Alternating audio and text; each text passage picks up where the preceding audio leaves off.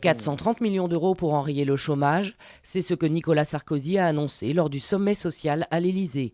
Un sommet très riche pour le MEDEF, les syndicats sont plus nuancés. S'ils reconnaissent des avancées, ils dénoncent le flou du financement. Les décisions sur la TVA sociale et la flexibilité du travail sont promises pour la fin du mois. Reprise des négociations sur la dette en Grèce.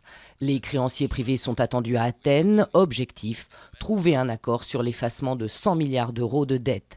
L'issue de ces discussions, interrompue la semaine dernière, est essentielle au regard de la crise en zone euro. Liliane Bettencourt reste sous tutelle.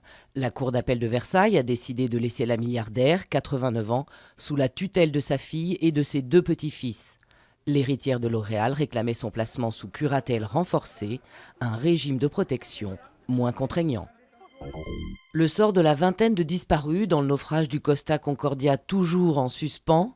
Les recherches, interrompues après un mouvement du navire, n'avaient toujours pas repris mercredi après-midi.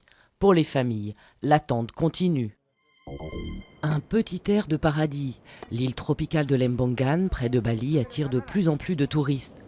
Mais cet afflux menace une activité ancestrale, la culture des algues. En cause, la pollution de l'eau et la construction de nombreux hôtels. Lembongan, un paradis en sursis.